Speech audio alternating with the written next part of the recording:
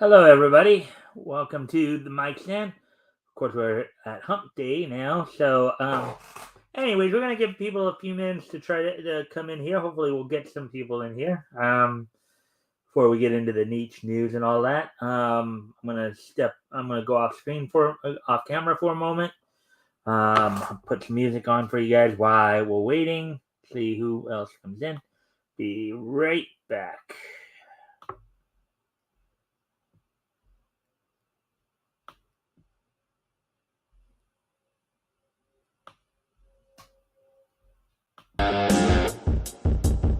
Right, be right back.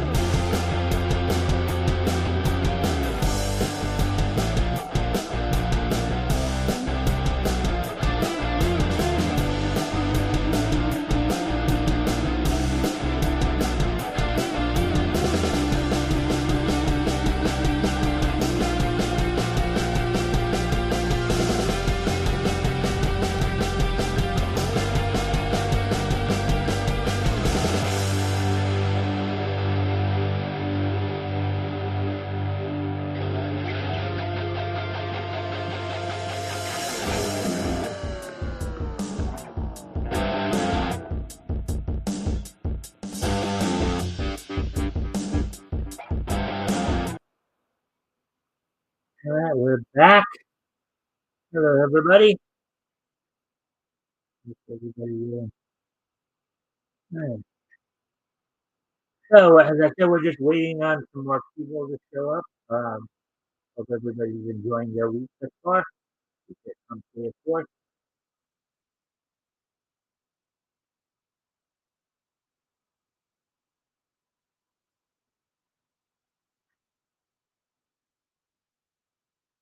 So,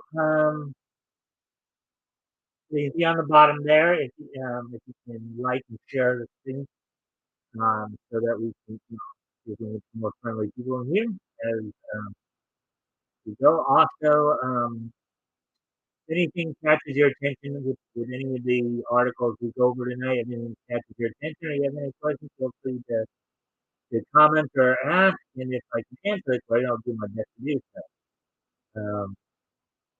Anyways, as I said, we're coming up on 7. Yeah. So once we hit the mark now, I go over what's on top. Um,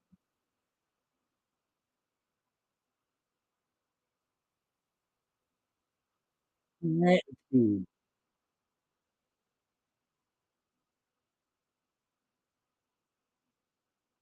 All right. So here's what's on top for tonight.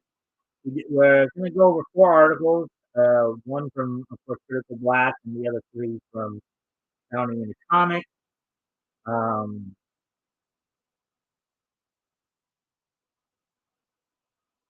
so, of course, we're going to go over from the Critical Blast site. Going to go over the article submitted by Raven O'Wiener, yes, um,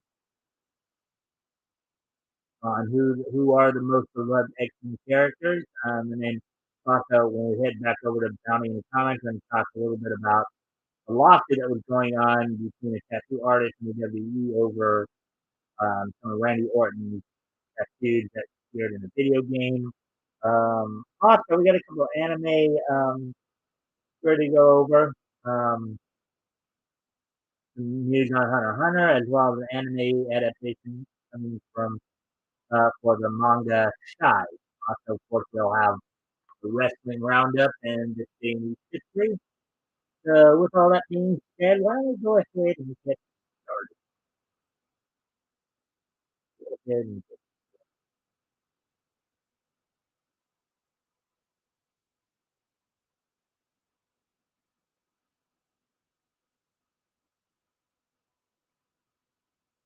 started?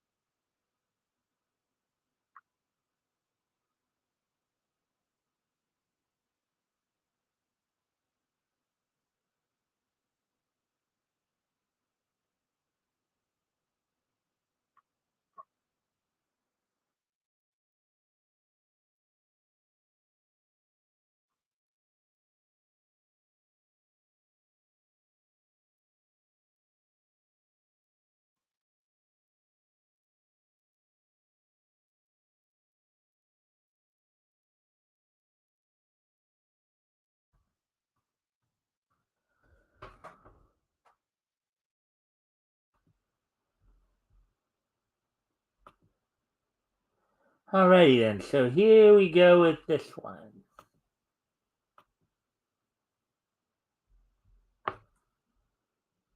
Alright, so who are the most beloved X-Men characters?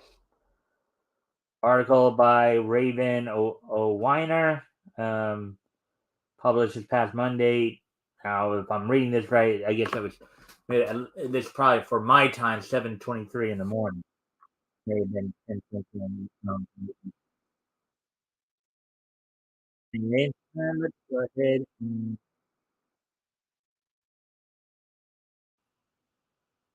oh,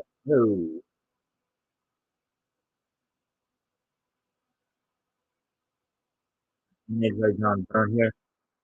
So, the X-Men are one of Stan Lee and Jack Kirby's most popular creations. Treated as a metaphor for the civil rights movement of the 60s, a lot of the greatest X-Men stories deal with discrimination, racism, xenophobia, and fear of the other. Um, with a history spanning over 50 years and an ever-changing team roster, the X-Men have produced some of Marvel Comics' most popular and fan-favorite characters. In this article, we are going to take a look at just a few of them. The most popular X-Men ever to grace the pages of Marvel Comics. And of course, we know that they've also spawned a number of successful cartoon series over the years as well. You know, of course, Pilot didn't go anywhere with, the pride of the X-Men series. Then you had the early 90s series um, done up in Canada, X-Men animated series. You had Wolverine, you got even, I think you even had an X-Men anime, Wolverine anime. So let's go ahead and continue on with the article here. Gambit. Remy LeBeau, aka Gambit, is a charming, gambling, wandering youth with the ability to manipulate kinetic energy.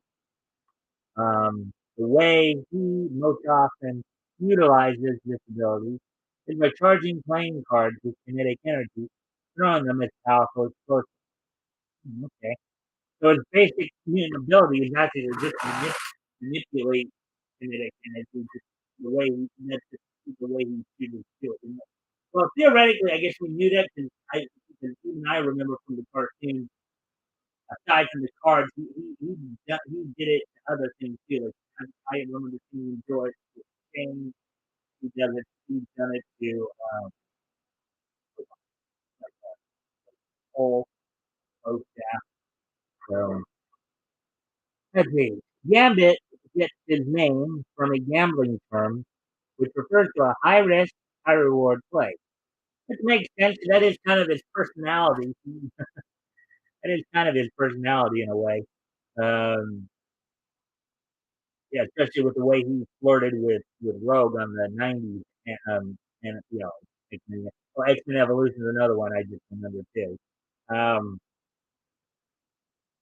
these types of plays are quite common when it comes to casino games, which, thanks to the power of the internet, can now be played online. By looking through the sites listed on this page, you will also notice that a lot of casino sites are double are also double as sports, and so will appeal to fans of sports and gambling alike. Gambit has had a long-term on-off relationship with fellow X-Men Rogue.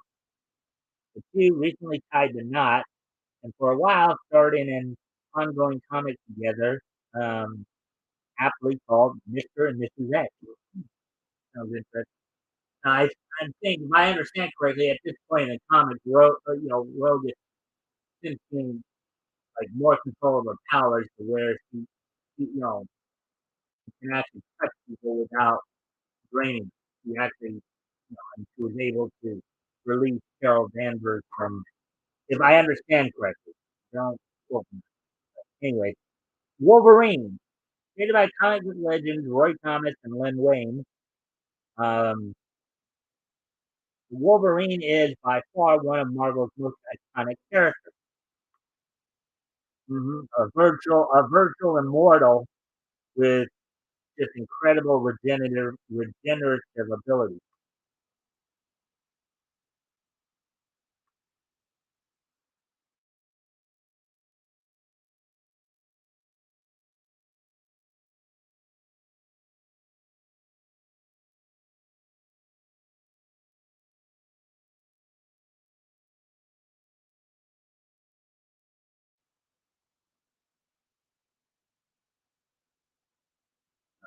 Anyway, and we continue on here. His gruff exterior, paired with his heart of gold, makes him a fan favorite among fans of both comics and the X-Men film, where he was famously portrayed by superstar Hugh Jackman. And of course, he was also voiced by Cal Dodd in X-Men the Animated Series. He was voiced by Scott McNeil in the X-Men Evolution series. Um, so, Wolverine is famous for his killer catchphrase, quote, "I'm the best at what I do, but what I do ain't so pretty," unquote. And for his membership in multiple superhero teams, including the X-Men and the Avengers, of course, he's also been, at points in his lifetime, of course, he's also been part of Alpha Flight, X-Force, Caliber, you know, um, um, Wolverine's powers are his nearly unbeatable healing factor, unbreakable metal skeleton. Well, okay,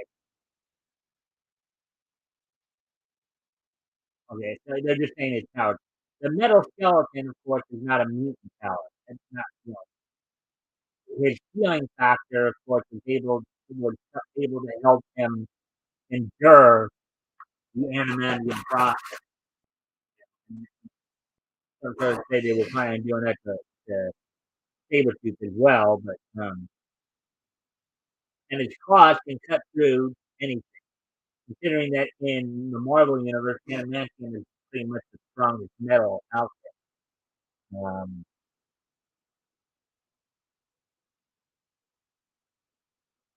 See, another thing that makes Wolverine famous is the um, onomatopoeia of the noise his claws make when they pop out um, of his body. Snick.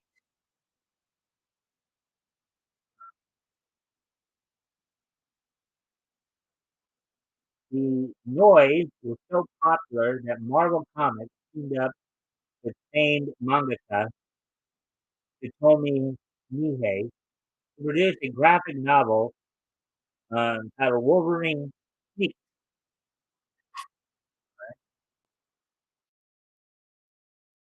Magneto, longtime X-Men villain Magneto, often listed on the best comic book villains list that permeate the internet, is the last character we will discuss in this article. Whether you know him as Eric Lehnsherr or Magnus, um, or most recently Max Eisenhart, um, Magneto is one of the greatest villains and characters in comics. His backstory is a tragic one, having been the victim of discrimination all his life, um, not just due to his mutanthood, but his ethnicity. Magneto made a vow to never let his people face any discrimination, and any good villain took his vow too far. Hmm. Yeah. Which makes you wonder, granted, he was a villain early on. Was he really a villain or more of an antagonist? As his name suggests, Magneto has control over the electromagnetic spectrum, which often earns him the moniker, quote unquote, the master of magnitude.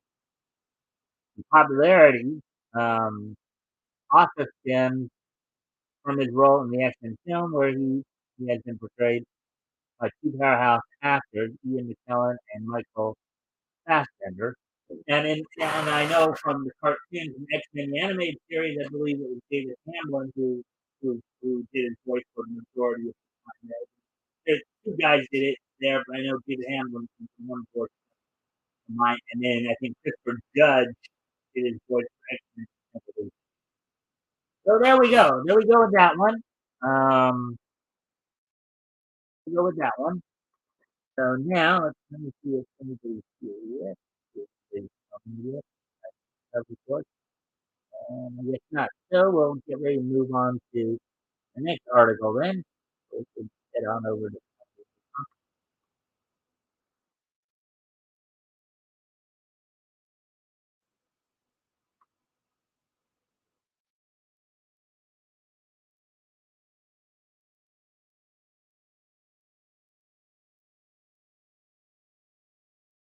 Tuesday. Here's the next article we're going to do.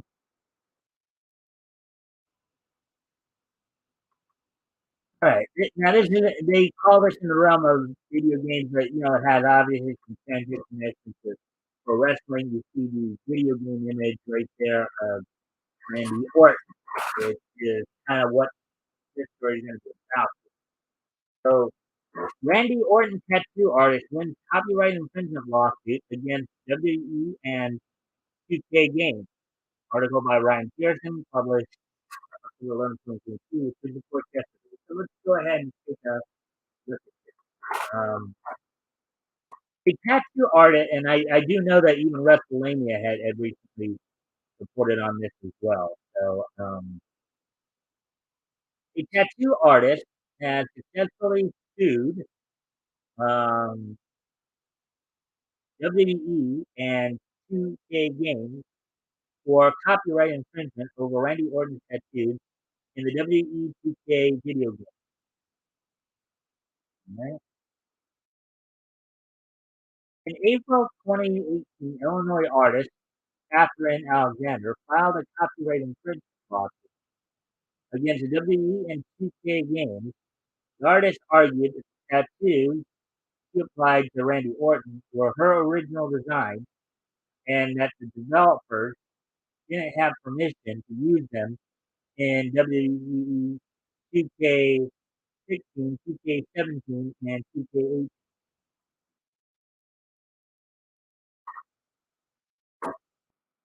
When she approached WWE in 2009, they offered her $450 for extensive rights to use reproduce the tattoo designs on WWE products, unquote, an offer that she declined. In 2015, Alexander, quote, submitted applications to register copyrights on each of the tattoos, unquote, she applied on the professional wrestler.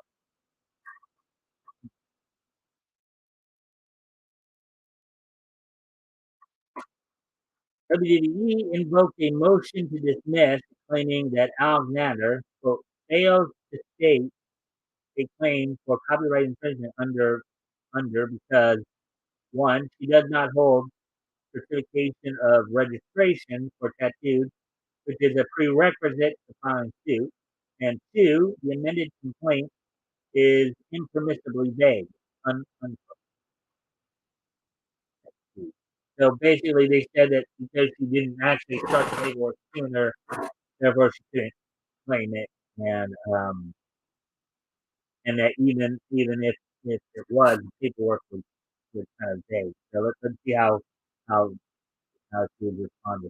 Um, the United States Copyright Office Register rejected Alexander's application to register a Bible verse tattoo, arguing that quote, it lacked the authorship necessary to support copyright claims. So if she used a Bible verse, obviously she can't claim that as copyright because the Bible, you know, it would, I think in legal terms, it would actually be whoever wrote the Bible, but if whoever actually happened to print a copy of that Bible.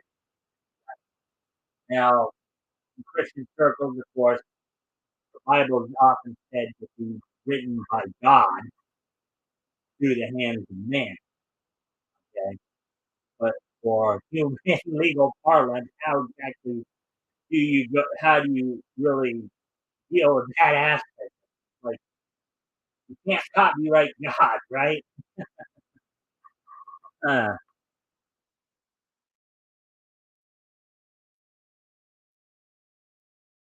Reuters reported last week that the tattoo artist has won her lawsuit, despite 2K arguing that the tattoos fell under fair use, using them to accurately recreate Orton rather than for Alexander's design.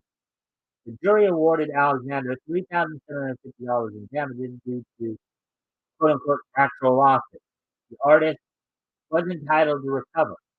However, as none of the game's profits were a direct result of the tattoos, he was not compensated any further.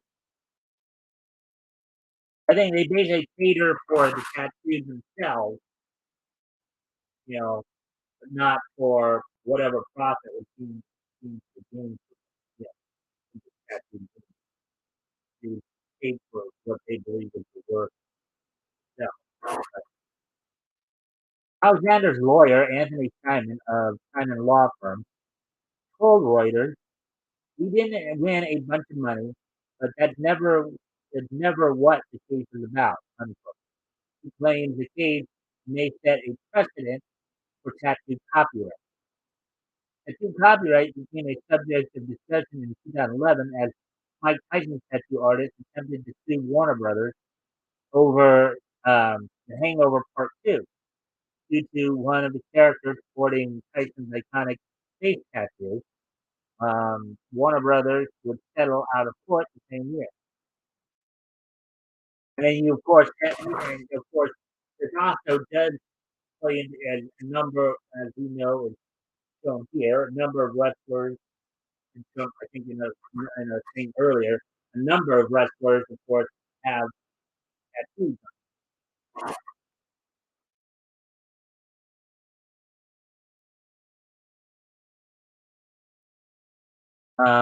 In 2016, Solid Oak Sketches sued TK over tattoos on LeBron James, Kobe Bryant, Kenyon Martin, DeAndre Jordan, and Eric Bledsoe, all players appearing in NBA 2K16. 2K would go on to win that case in 2020. At the time, James declared, quote, I always thought that I had the right to license what I look like to other people for various merchandise, television appearances, and other types of creative work like video games. You know, but you may have a point there. You know, it's kind of a tricky thing when it comes to tattoo copyright because yes, the tattoo artist probably has certain rights to copyright, but then the person themselves also has rights because the tattoo happens to now be part of the person.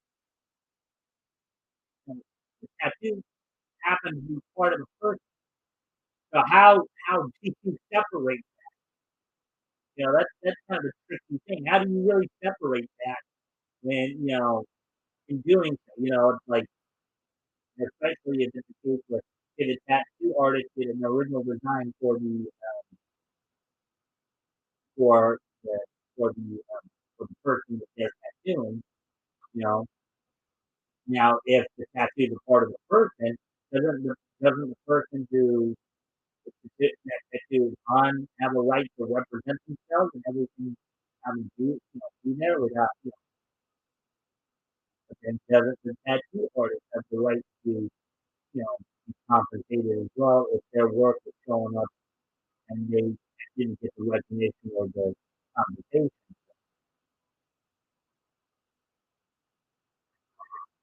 Um, Now, could this mean that people might stop getting tattooed? I don't know. Celebrities stop getting tattooed. I admit.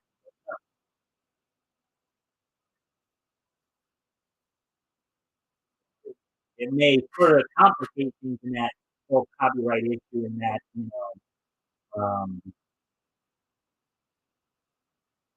because you're dealing with two separate entities. You're dealing with a tattoo artist and you're dealing with the person who has the tattoo on. You know, whose rights truly outweigh the other? Does tattoo artist claim the tattoo design supersede the individual's right to market themselves, or does the individual's market, or does the individual right to market themselves outweigh the right to the tattoo? I think that's a question they're probably going to they're trying to get answered in with this case. With this case. Let's U.S. District Court. Okay. So here, let's see what this has to say. U.S. District Court Judge Laura Taylor Swain noted that the game only featured a small number of players. The tattoo argued that Said tattoos were difficult to see during gameplay, and that these did not appear in promotional material. So what they're basically trying to say is that since they were able to kind of low key the kind of low, since the tattoos were not prominent, the tattoo artist didn't suffer any real damage. It wasn't like they were using the tattoos to promote or market the game. That that I think is what the judge there argued. And because of that, you know, quote, the tattoos only appear on the players upon whom they are linked, which is just there to just 3 out of over 400 available players. Swain argued at the time. He added, quote, the undisputed factual record shows that average gameplay is unlikely to include the players with the tattoo, and that even when such players are included, the display of the tattoo is small and indistinct, appearing as rapidly moving visual features of rapidly moving figures in groups of player figures. Essentially, the argument here is since you can't really see or make out the tattoos, therefore they're not. There's no copyright there because it's not like you can actually make out what the tattoo is because there's just so much movement, so much activity going on in the game. You can't really make out what the tattoos are. So you know, that's what the judge seems to be arguing here. Well, furthermore, the tattoos are not featured on any of the game's marketing materials. Again, what I made earlier included the district court judge, and of course you have now there are some points right here you see the rock tattoo there. That's a pretty prominent tattoo. Now, if you do have the rock on a promotional thing, then it gets a little trickier because um, if that tattoo is a very prominent feature on him, and they use it in promotional material, then could it be that now granted, WWE isn't marketing the tattoo, they're marketing the rest of the tattoo attached. Tattoo is not what they market. So, there's another aspect. You know, the tattoo is not the key. In other words, people are not buying the video game to look at the tattoo. They're buying the video game to play.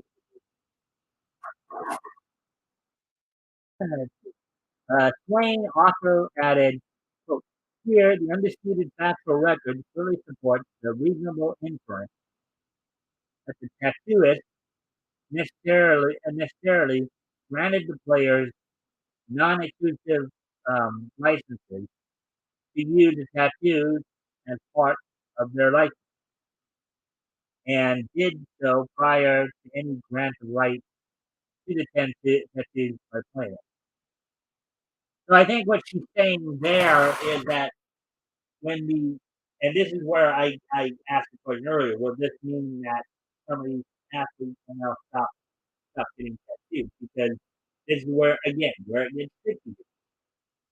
What this judge was saying here is that by getting the tattoo, you know, um, the by agreeing to by agreeing to do the tattoo without making it clear about any licensing or anything like that, um,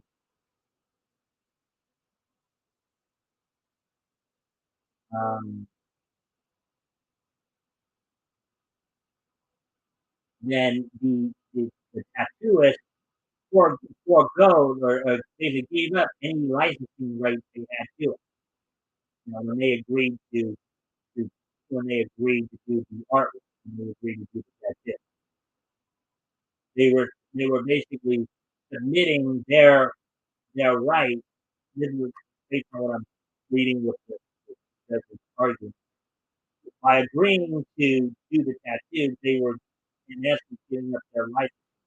they were, they were, unless previously, um,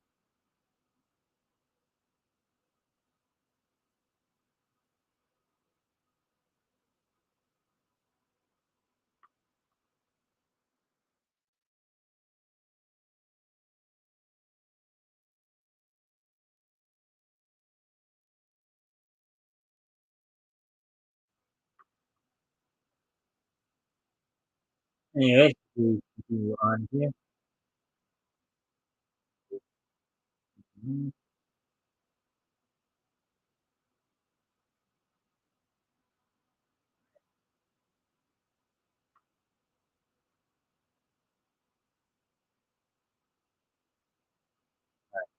Twain also added, quote, here, the undisputed factual record clearly supports the reasonable inference that the tattooist necessarily granted. Okay, I think we did read that already.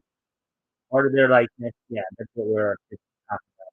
She even described the supposedly copywriter material itself as de de minimis, essentially branding the matter as trivial. Okay, so I guess de minimis is a legal term meaning trivial. Yet WE and TK's loss over Orton's tattoos may upend the precedent that case set.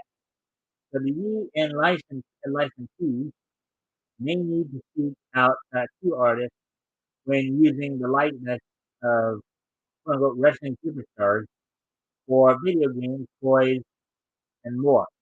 The matter may boil down to if accurate recreation of a detail most players won't see unless they are seeking it out is a selling point for a sports video game. Hmm. So yeah, I mean, it does create a bit of a conundrum there, and that's one of them. Do they need to then seek out the tattoo artist to make sure they have permission to use it? That's another layer that just further complicates the whole copyright and licensing issue. Um,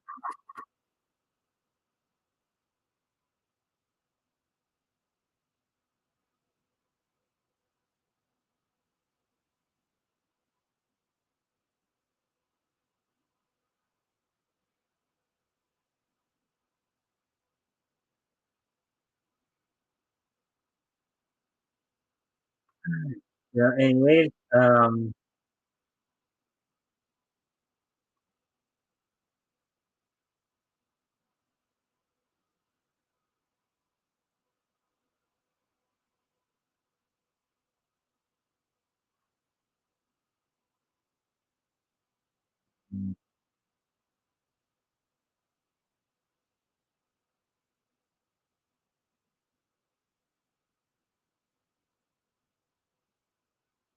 all right. So as we get ready to move on then to the next story here,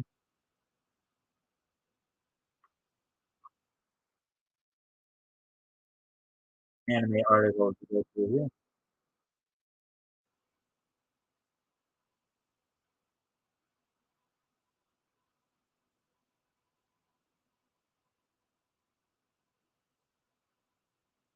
All right. Superhero manga series. Shy channels its heart with announcement of anime adaptation. Article by Nerdy Games Inc. Published October 11th, 2022, which was reported yesterday.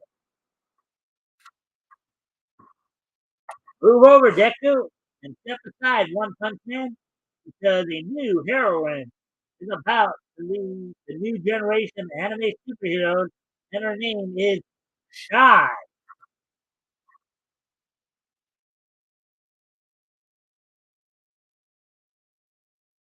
Artwork there.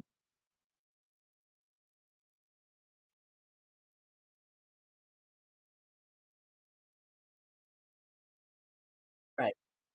And by mangaka for those who don't know is a manga creator. Bikini Yuki Shy follows the growth of the titular 14-year-old girl heroine Sky, who, with the help of a friend and teammates, faces down her biggest fear, insecurity, and the presence of pressure of her role as Japan's representative hero in order to become a true blazing heroine um, whose heroic deeds can inspire those around her. Her growth truly begins in earnest the moment she's able to successfully complete a bungled rescue of a civilian during her first encounter with villainous um, Amala Ray, uh, an array of resurrected children who become enslaved to their dark desires, who strive to create an adult-free, um, also Neverland-inspired world.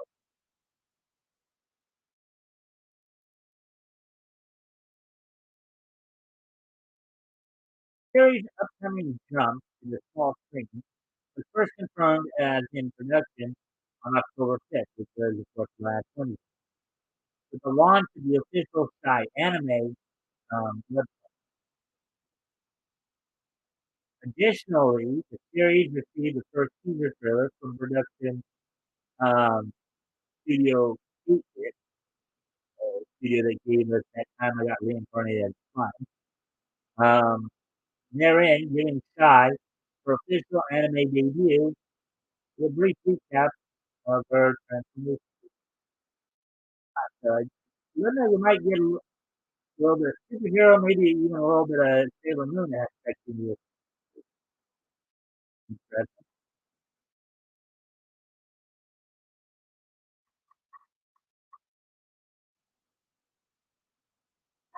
The next day, Shy's home magazine, Akita Shoten Weekly Shonen Champion, published a new color spread by Miki, illustrated in honor of both the anime adaptation's announcement and release of the series' latest volume.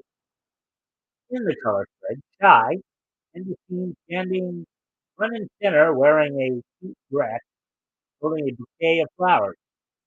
To her right, holding a turkey leg, is her best friend Iko Koishikawa, who, while to her left, signature bottle of booze in hand, is Sky's mentor and Russia's own hero, uh, Katusha, quote unquote, Spirit, um, Andrea, Andrea, Andrea, Andrea, Andrea, no, Andrea, no. Anyway, I think that's the one they're talking about there. Yeah, and we know we anybody who's seen anime, we've seen a few of these basic characters, the the booze drinking mentors, that kind of interesting, kind of make for some interesting, sometimes it's a booze drinking mentors, and sometimes they make you think something else in a bottle like cola, right? Uh, not the cranky of the like you from one people like mentor, but the idea of the booze drinking mentor, that's I think what you see on the TV,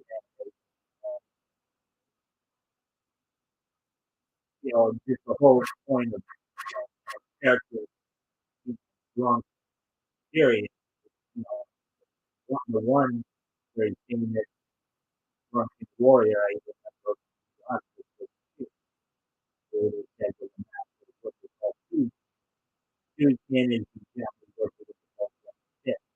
The general premise of Suikin is you basically get distracted by your opponent's awkward movement. That's what form works. That's what I remember seeing it used in WMX Masters as well.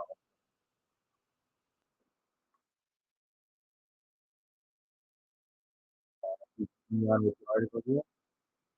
A teaser visual for the anime released to its newly opened website. Shy can be seen converting her pure heart power into passionate flames while beside her stands her civilian all alter ego, high school student Teru Momi Momiji Momijiyama. Momijiyama. Wow, talk about Japan's very own Clark Kent looking person. Look at that. Looks like her looks like her civilian alter ego there wears glasses. Looks like Clark Kent.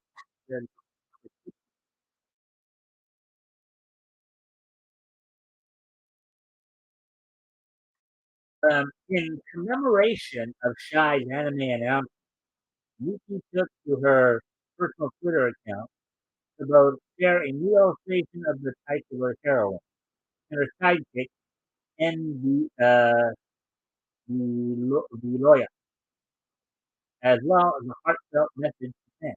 Quote, I would like to thank all of you who have supported and helped me with my work Sky so far. Unquote, explained the manga. Thank you for being born. All right. Well, I'm sure Shy herself is nervous to death about the anime adaptation. Sounds like it's going to be a very interesting anime to watch. I think it's going to be a very interesting and fun anime. Um, uh, Shedded. Quote, but in her hard work and encourage as many people as possible, I couldn't be happier. Let's all enjoy the dynamism of Shy, who has become 100 times bigger, and her embarrassment.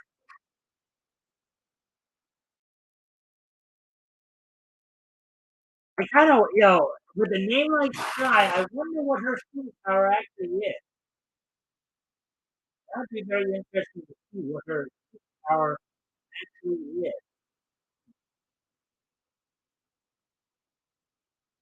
Does she get her enemies to like just submit to just find her shyness as cute, or does she have the power of invisibility or something like that? I mean, it'd be interesting to see what her power actually is. She's shy, a super heroine. Um, Met with an overwhelmingly positive response to the news. Yuki shared another image of Shy and expressed further appreciation to fans for their continued support of the series. So, good evening and thank you for all your support. Shy will be animated, unquote, said Yuki. Quote, it really is really thanks to all of you.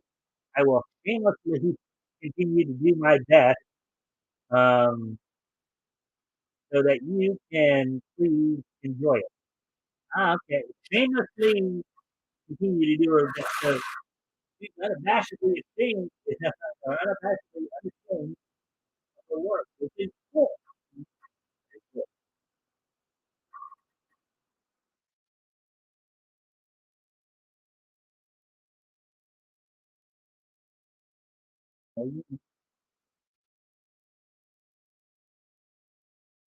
Yeah. So this looks like this looks like it's gonna be a very interesting anime slash manga to check out. I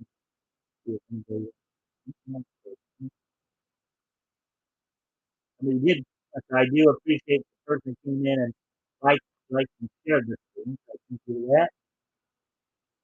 Uh,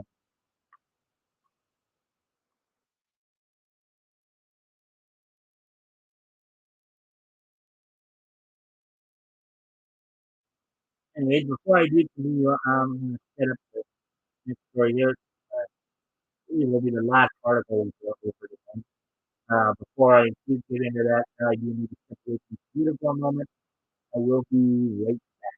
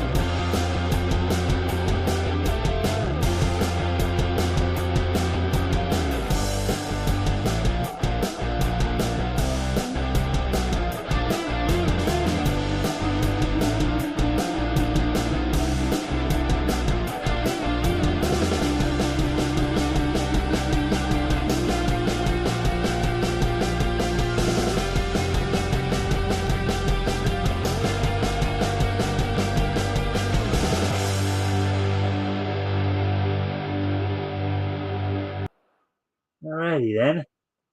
So we're back. Let's see. Okay, so we're back. So let's get ready to continue on with the article here.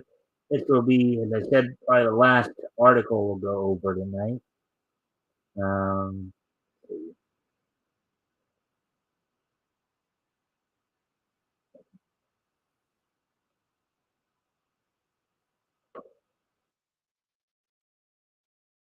all right.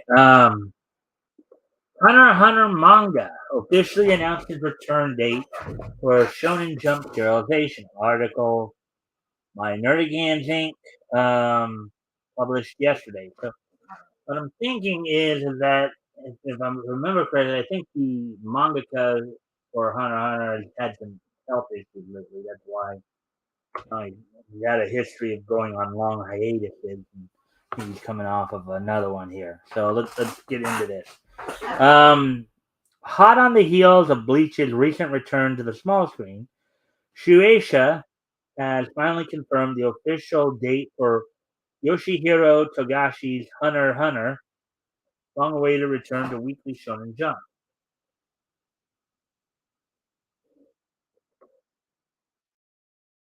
That's an interesting artwork right there.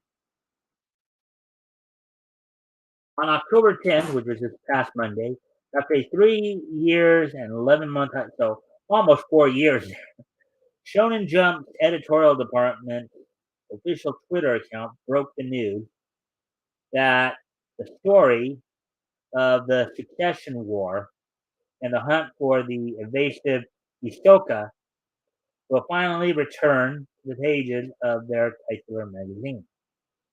As per their tweet, Hunter x Hunter's next chapter, 391, is slated for publication in Shueisha's weekly Shonen Jump issue number 47 on October 24th. The news follows the July 25th reveal by Togashi himself that in addition to the previous 10 chapters he had promised, he would be undertaking the ambitious task of producing an additional 10 more for a total of 20 new chapters, or roughly 2 collected volumes worth of Hunter x Hunter. And as we talked about and reported before here, I think Togashi, as I said, has had some health issues, and why he's had these long hiatuses. I think, if I remember correctly, it has something to do with some issues with his hip.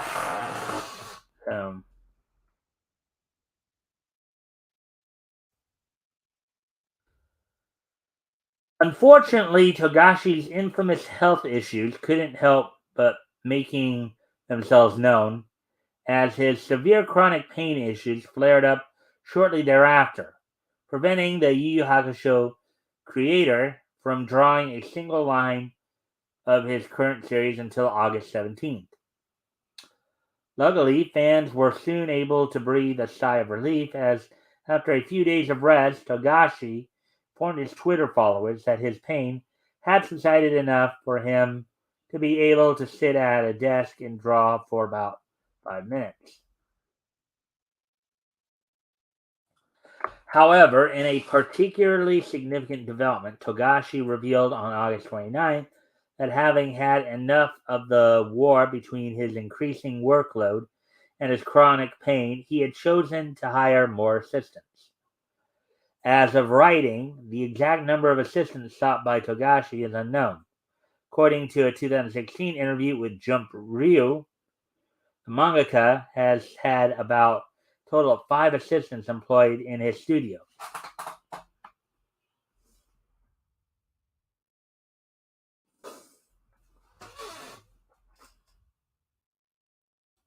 According to Shueisha, simulpubs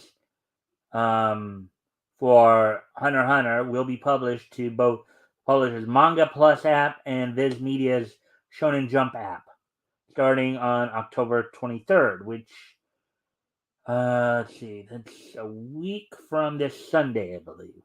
The new chapter releasing every Sunday at 11 a.m. Eastern, 8 a.m. Pacific.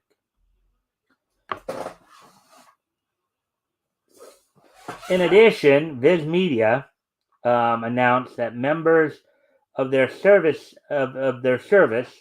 seeking to refresh their Hunter knowledge can now catch up with all 390 previous chapters of Hunter x Hunter, courtesy of the Shonen Jump their Shonen Jump digital vault. And there's Gone. Civilization resumes. 10/24/2022 at midnight Japanese Standard Time. So there we go with that one.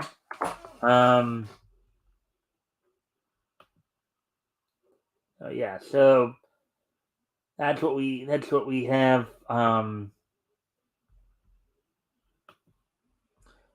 let me see. Let me see if there's anything else that might catch my. Even though we did say that, I'm so short here that hey.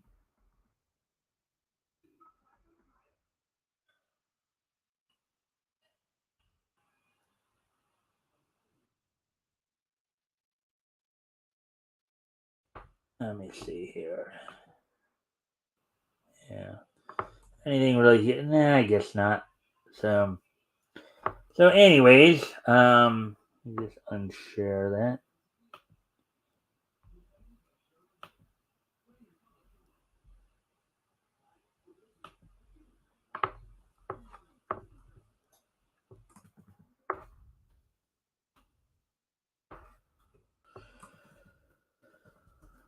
Here.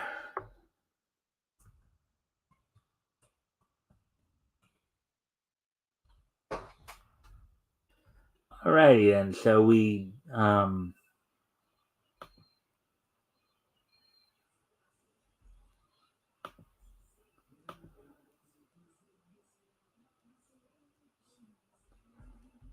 right. So we do have some wrestling, but I'm gonna try to wait that out a little longer here. So yeah, so there were some interesting stories that came out tonight here too. With the tattoo copyright one. Um, a new kind of superhero manga being made into a new anime. Getting an anime adaptation, and then of course the continuation of the Hunter x Hunter manga. Let's see now. Um, yeah. Actually, let's go. Let's go over. Look over at CDR a bit here. Maybe they've got some interesting stories for us to read here.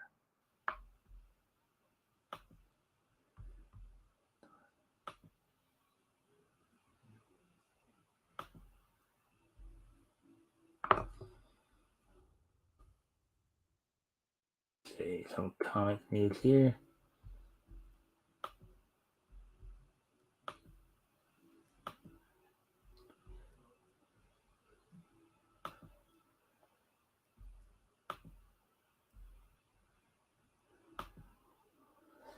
Let's see now. Oh, now, as I said before, I usually go anything inside of a day here. 1 day ago, 1 day ago. Spoiler, which was 12 hours. Okay, we don't do plot related stuff. Let's see. The Joker has a new. Again, a plot related. DC redefines everything Batman knows about the Lazarus Pit. Plot point there. Let's see. That's his ex out on a date. And it's not MJ, okay?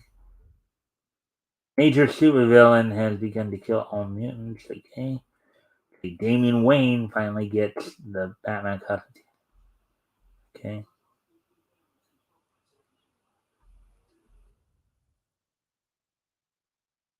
Alright, so nothing really there. Nothing really there. Let me head over to anime news then. Go down.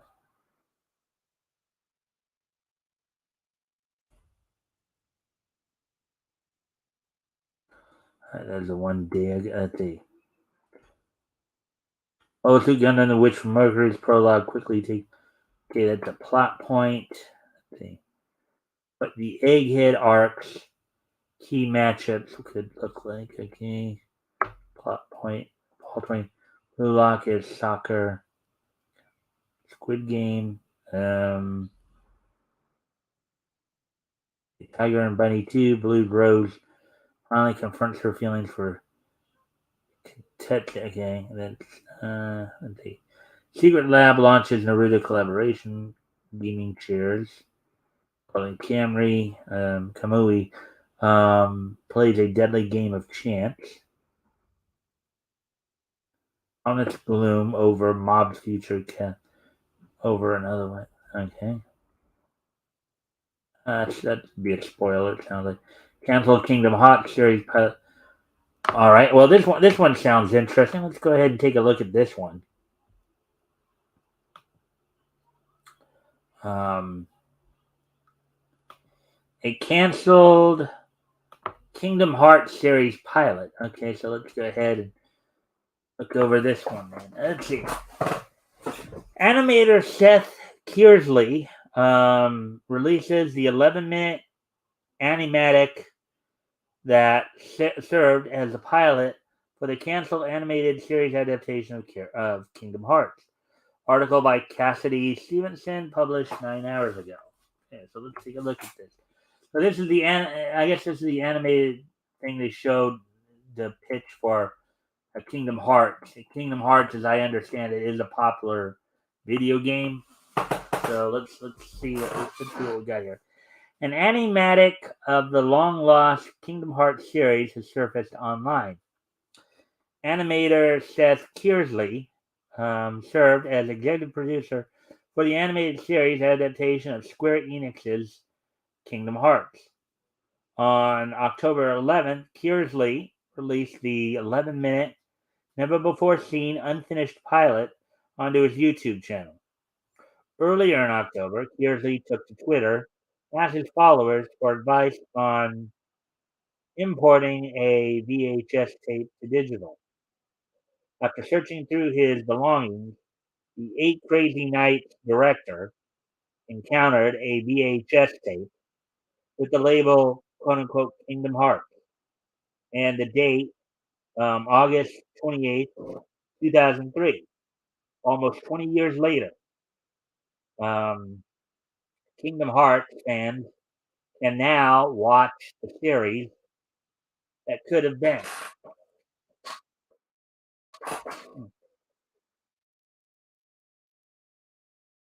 The 11-minute incomplete pilot titled Agrabah, quote unquote, followed the game's three main characters, Sora, Riku, and Kairi, though Disney characters like Donald Duck and Goofy also appear. The episode's title previously served as the setting of Disney's Aladdin in the film and the first Kingdom Hearts game. While most of the Kingdom Hearts original voice actors reprised their roles in the canceled series, including Hayden Panettiere and David Gallagher as Kairi and Riku. I wonder if that's the same David Gallagher who was Simon Camden on Seventh Heaven. I wonder if that's who that was, respectively. Bobby Edner replaced Haley Joel Osment to provide the voice for Sora. According to Kearsley, Osment had a scheduling conflict that prevented his involvement in the Kingdom Hearts show. It's unclear if the unfinished pilot will remain on YouTube, considering Disney did not authorize the release. Additionally, potential copyright claims could affect the video's publication status. However, Kearsley did list in the video's description that he doesn't own the pilot or claim any rights except his own work. Before the animatic's release, Kingdom Hearts fans had only seen storyboards from the canceled series. Released in March 2002 for the PlayStation 2, Kingdom Hearts introduced players to Sora, Kairi, and Riku, while also incorporating characters from past franchises like Final Fantasy and countless Disney films.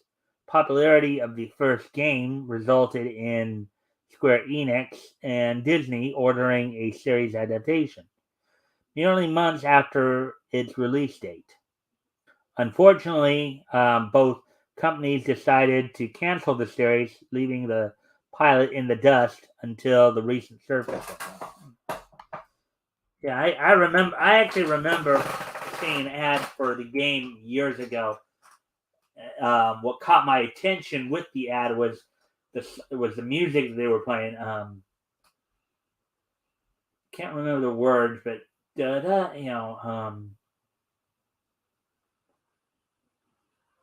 but it grabbed my attention enough to where I was wondering about it. Maybe I will check out playing the game sometime. Maybe on an arcade spot or something. See if I can track it down there. But anyways, according to Kearsley, Disney criticized the pilot for being too dark. However, some rumors addressed how Disney and Square Enix didn't want the series to contradict the lore of the video game. Despite the animated series cancellation, Kearsley remained thankful to his fans who supported him by purchasing the show storyboard art to get him out of a financial rut. The Kingdom Hearts games are available to play on PlayStation 4, Xbox One, and PC. Players can also download the cloud version on the Nintendo Switch.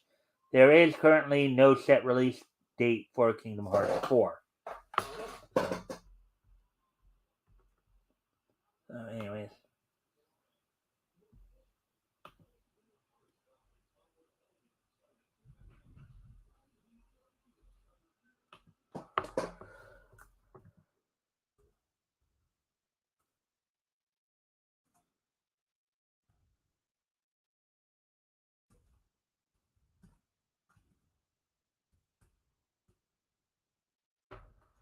Alright, so anyways, let me see where we're at on time here.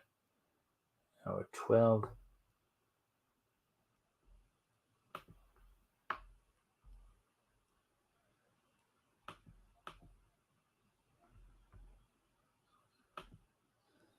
Alright, so with that, I can see what more we can find here. One Piece, a fan favorite, could be returning in the latest. Okay.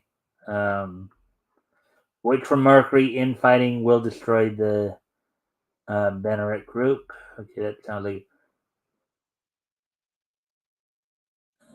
everything we know about the title. That might be a spoiler. Eminence of Shadows premiere slowly goes to Sid. Okay, that's a spoiler probably.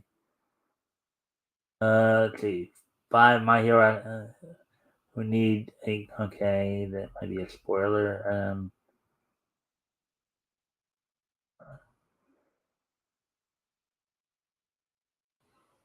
Let's see. Well, someone might look at. But before I do need to step away from the computer again. I'll be right back. And,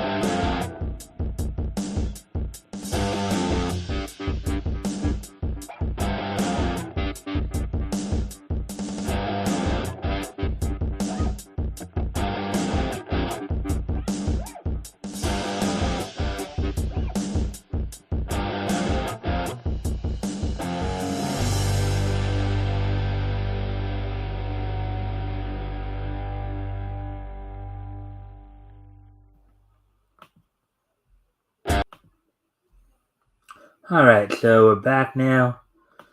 Let's see. So let's continue on with the art with this article here.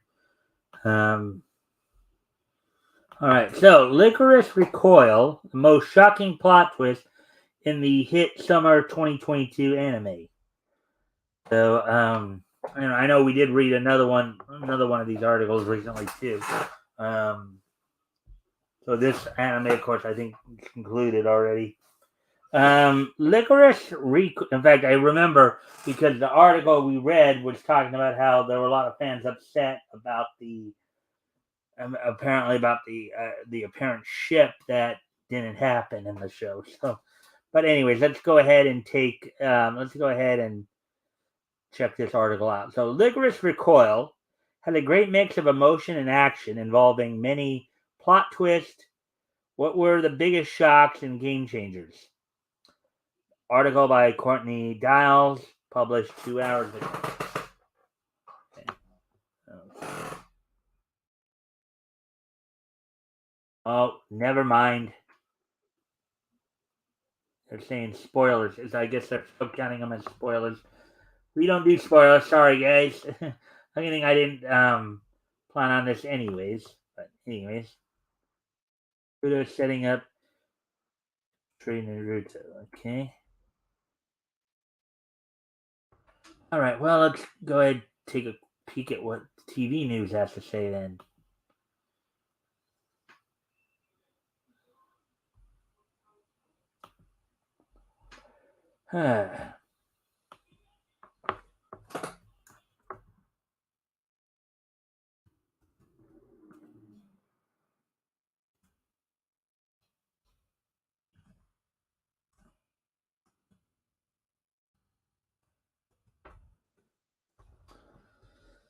All right. Anyways, let's see what we got here.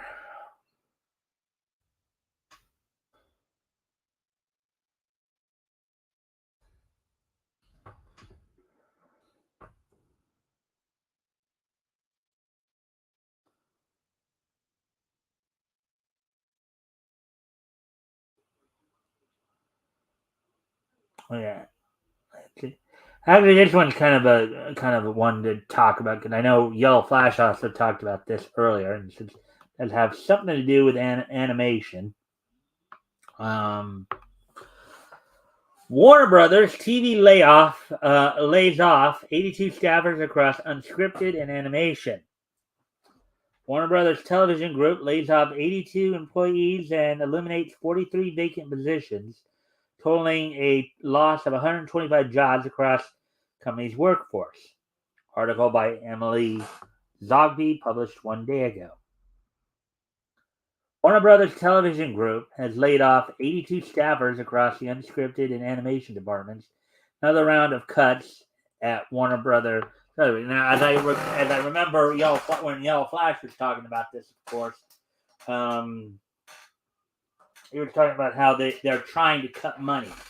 They're trying to cut their debt down, and so that's why a lot of stuff is getting, a lot of people are losing their jobs here. They're trying to cut debt and they're trying to, become financially solvent again. So, as reported by Variety, Warner Brothers TV Group Chairman Channing Dungey sent a memo to employees on October 11th, which is yesterday, announcing the layoffs. The memo also explained that the company would opt not to fill 43 vacant positions, leading to a total loss of 125 jobs. This makes up 26% of Warner Brothers TV Group's total workforce. So wow, they lost over a quarter of their workforce. It's like, think about that. They lost. I don't know if any of you know about the Four Corner states. New Mexico, Arizona, Utah. It's like they took one of those states and just chopped it off, basically.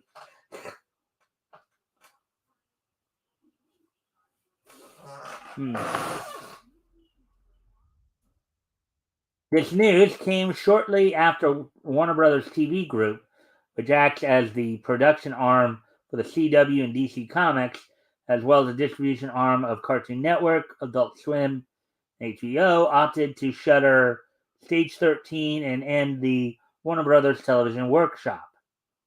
The layoffs include consolidations in Warner Brothers Unscripted Television, Warner Brothers Animation, Cartoon Network Studios, Hanna-Barbera Studios.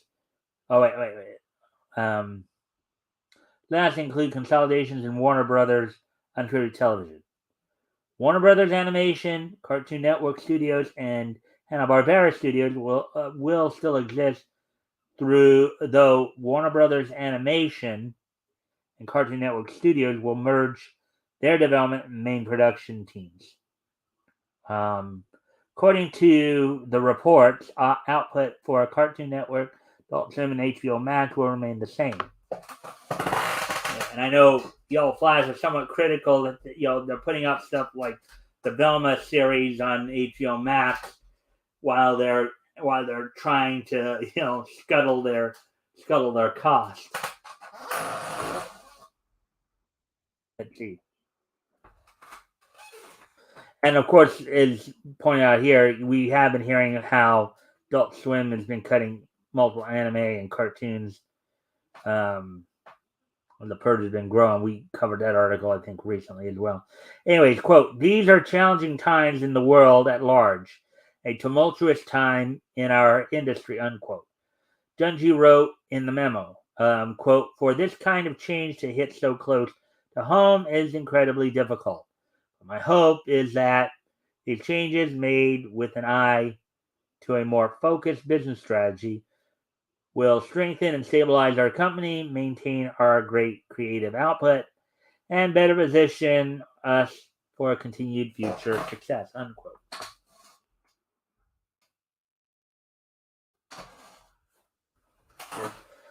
This announcement comes after reports that Warner Brothers Discovery was prepared for another round of layoffs at the company. While it was unclear when exactly the cuts would take place, it was reported by insiders that layoffs would begin in October, which we're in right now. Quote, everyone was given financial targets going into quarter four. Those targets include headcounts, and October was always the expectation for the axe to fall, unquote, an insider stated. The merger between Warner Brothers and Discovery in April has resulted in several changes to the company, including layoffs. Oh yeah, I mean, they got to clear out a lot of the redundancy between the two companies. They're consolidating a lot of stuff.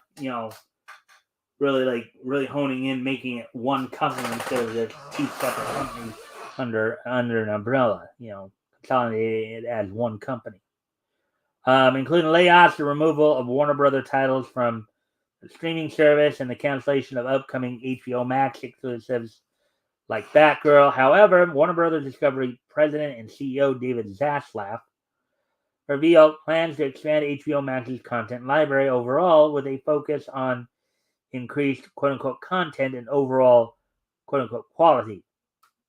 It has also been reported that the streaming service's record content purge saved the company, quote, tens of millions of dollars, unquote. That was from the story we were just alluding to, the headline that we just saw. HBO and HBO Max lost 70 employees, totaling 14% of their staff, in a wave of layoffs in August, including high-level executives. Further reports suggest that the downsizing and restructuring are part of Zaslav's efforts to save $3 billion after the company's net loss of $3.4 billion in the merger. All right, so there we go with that one. We will prepare to continue on here.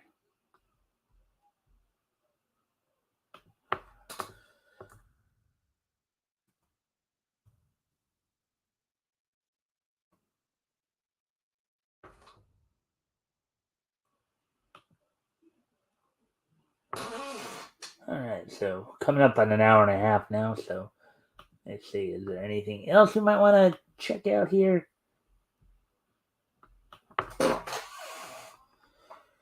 Let's see. She-Hulk's last episode is Jackson.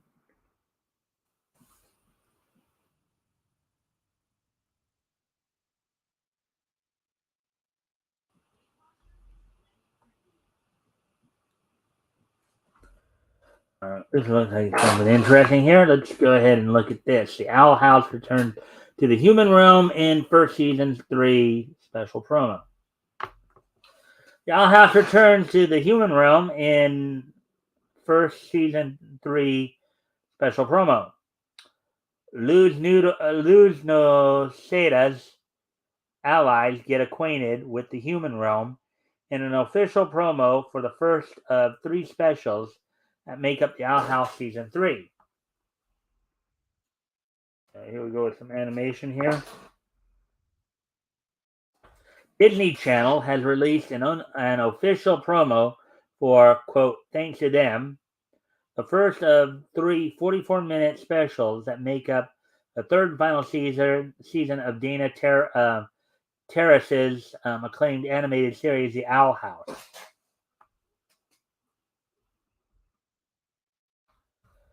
The promo picks up where the Owl House's season 2 finale, King's Tide, quote unquote, left off, with Luz Noceda, who is voiced, I guess, by Sarah Nicole Robles, having finally returned to the human realm alongside her girlfriend, Amity Blight, who is voiced by Mae Whitman, as well as their friends Gus Porter, who is voiced by Isaac Ryan Brown, Willow Park, voiced by Toddy Gabrielle, and newfound ally Hunter, voiced by Zeno Robinson. It sees the latter 4 characters getting acquainted with the human realm, with Amity meeting Luz's mom, Camilla, who is voiced by Elizabeth Grunlund, and the gang hanging out with V, voiced by Michaela Dietz, a basilisk who had been living with Camilla in Luz's absence. The promo even ends with a callback to a line from the Owl House's very first episode, which revealed giraffes actually originated from the demon realm before being banished to the human realm. Interesting.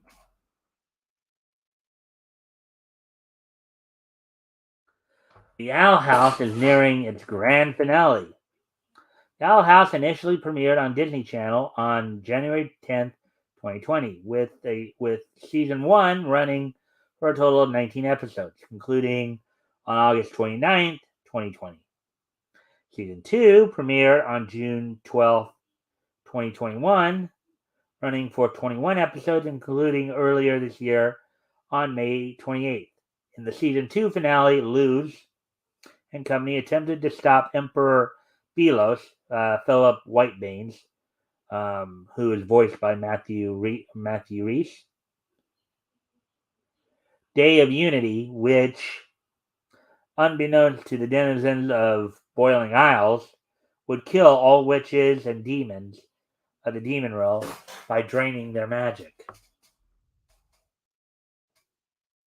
Wow. Drain their magic, drain their life force, right? Luz's demon companion, King, voiced by Alex Hirsch, ultimately managed to stop Belos' draining spell by freeing the Collector, voiced by Frida Wolf. Only for the mischievous being to pose a new threat by beginning to reshape the Boiling Isles in his own image. Luz, Amity, Gus, Willow, and Hunter were then forced to escape to Luz's native human realm, but no clear way back to the demon realm, leaving King Etta Cawthorn, voiced by Wendy Malick, and their friends and allies, Uncertain Fates.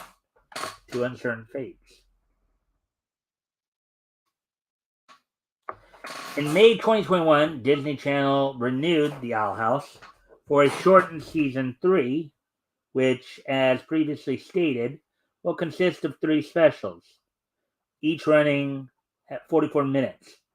So like hour long movies, basically. When you add in all the commercials and stuff. Quote, thanks to them, unquote, the first of these specials is slated to air in just a few days on Saturday, October 15th, unquote. After months of trying, Luz and her friends make a daring attempt to return to the demon world, unquote. An official synopsis for the episode reads, the remaining 2 specials are expected to air sometime in 2023. The Owl House Season 3, Episode 1, quote unquote, thanks to them, premieres October 15th on Disney Channel. The show's first 2 seasons are currently streaming on Disney Plus. Okay, so there we go with that one. Let me just see where we're at on time here. So we're actually past the hour and a half mark, so I'm glad for that. We'll try to.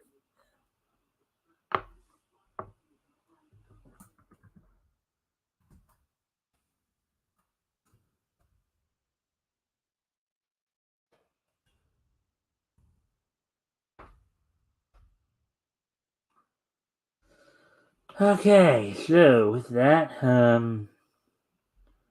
get ready to move on to the next article here.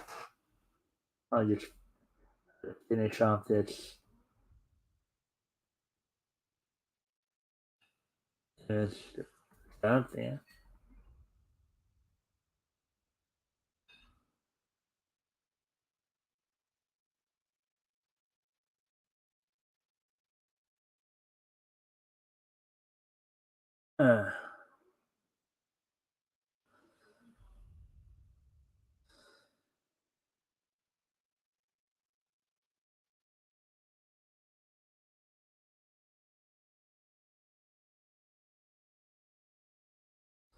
Alrighty then.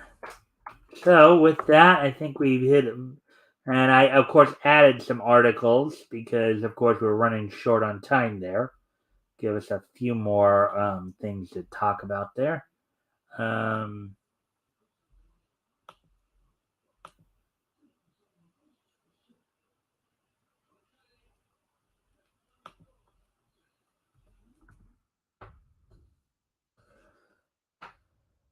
So get to the wrestling roundup here in a moment. Just going to set some stuff up here for myself.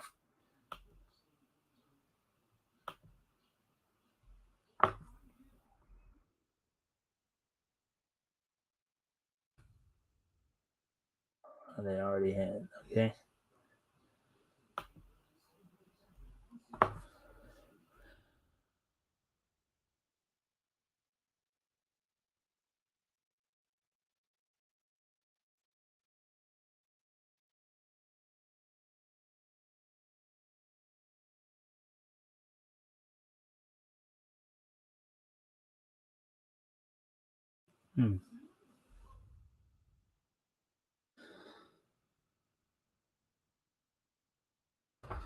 Alrighty then.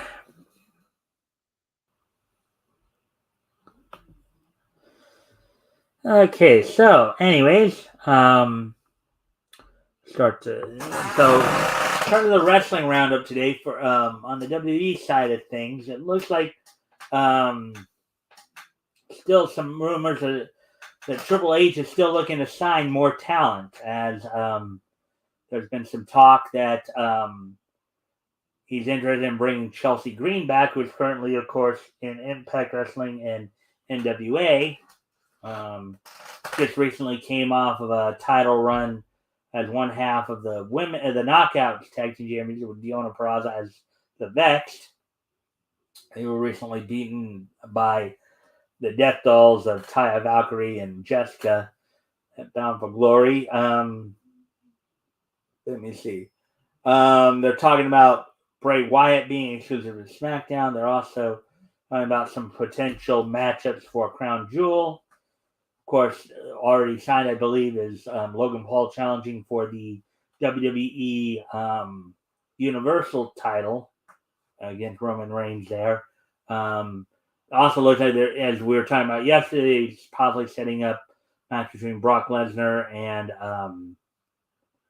Bobby Lashley. In fact, a lot of people were talking about too in there that Brock never explicitly came out and said he was face. He's basically has been a heel the whole time, even though when he was battling Roman, it was a heel thing, but it was because fans hated Reigns more than they hated Brock.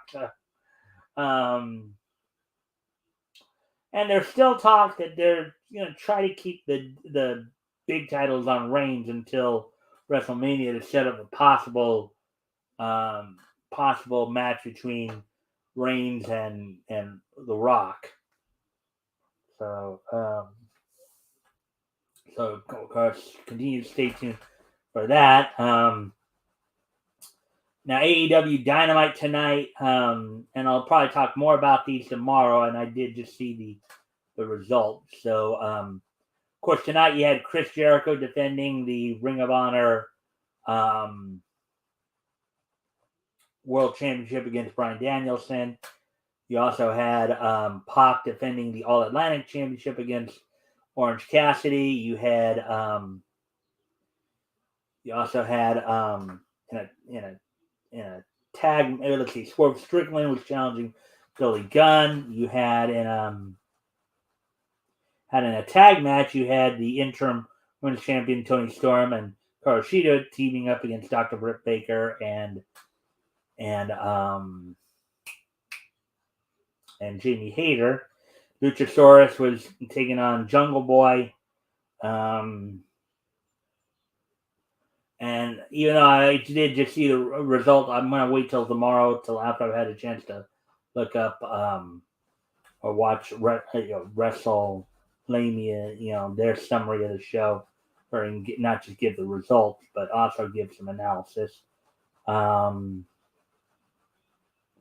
Let's see. Oh yeah, so with that, I guess it's a good time to start winding things down a bit here. So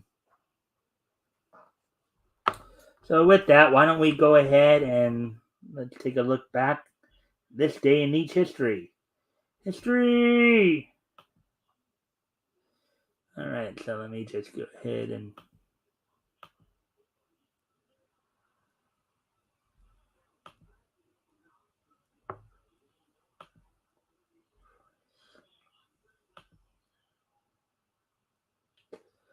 all right, so with all that being said, today being Wednesday, October the 12th, 2022, let's go ahead and take a look back at this day in Nietzsche history. And first off, of course, we do have a couple of birthday wishes to send out.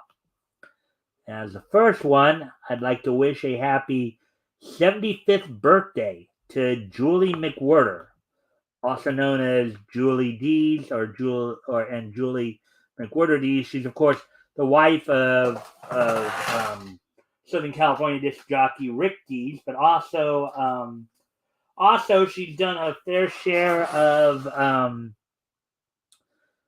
voice work in the anime realm, including the title role of Genie from back in the 70s, Bubbles from Jabberjaw, Baby Smurf, and Sassette from the Smurfs. So she's a retired American voice actress at that.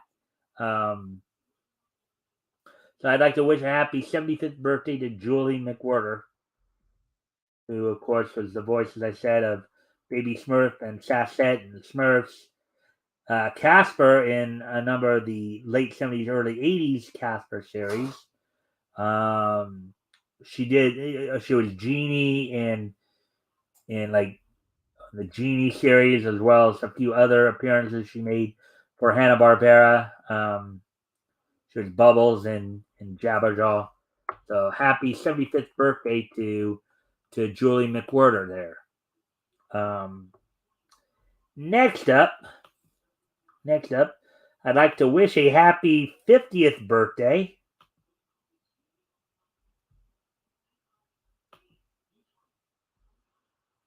a happy 50th birthday to Karen Jarrett, who fans may remember originally was Karen Angle when she was first in. Of course, the former wife of Kurt Angle, as well as the current wife now of Jeff Jarrett.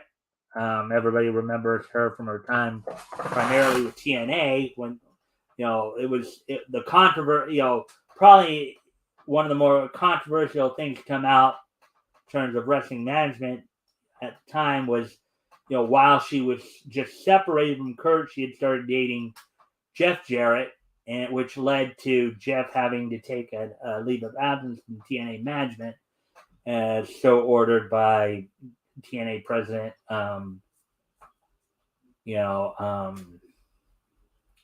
TNA president Dixie Carter. So happy 50th birthday to Karen Jarrett. With that,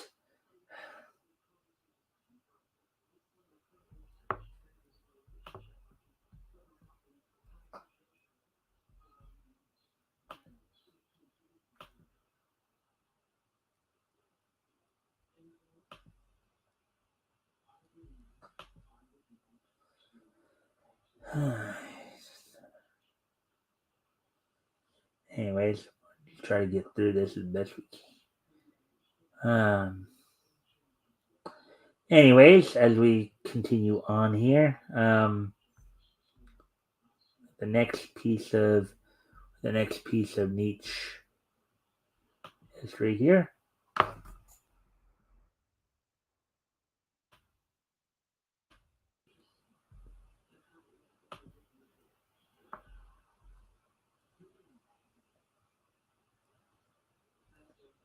On this date, 11 years ago today, 2011, the fifth and final issue of All Winners Squad Band of Heroes, number 5, went on sale on this date back in 2011 for $2.99, 32 pages, edited by Bill Roseman. The story was called Dulce at Decorum Est, written by Paul Jenkins, art by Carmine Di Giandomenico. Dave Lamphere did the lettering, and the coloring was done by Andy Troy.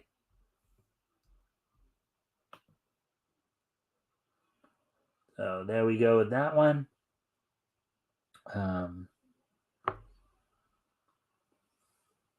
Let's see. So moving on to the final piece of niche history here.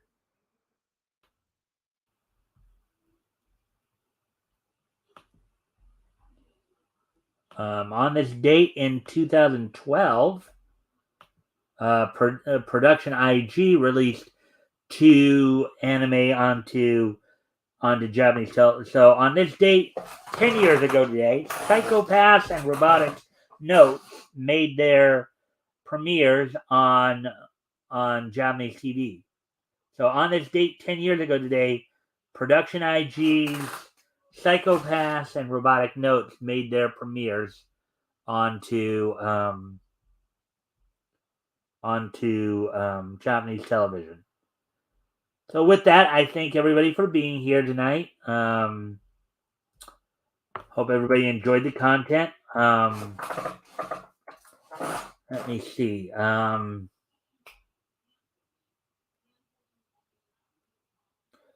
So I hope to see everybody back here tomorrow night. And don't forget, Friday, of course, we are doing our weekly look back at comics history. We're going to be starting our June 1939 coverage, books that went on sale with DC. I'll have Rick Piper with me that day, that evening, as we will be looking back to, as I said, over DC. Be reading some stories on Superman, Batman, Sandman. And prior to that, I hope you guys will catch this one as well. Before that, on RJ's channel, on Critical Blast, we'll be doing a premiere. I recorded a premiere episode with RJ to go over kind of to go over my mindset, what how I do the Friday shows, give me kind of a bit of a behind the scenes look in terms of how I pick the stories, what goes into my decision making process in terms of how I pick the stories, what I choose to cover. I want to check that out. I mean, I know we got to do a little history too, but it'll be an interesting thing to watch leading into the show. Hopefully, I hope you guys will catch both episodes. Hope you guys will be here on Friday. I hope to see everybody back here tomorrow night for more niche news coverage. And with that, guys, I thank everybody for being here.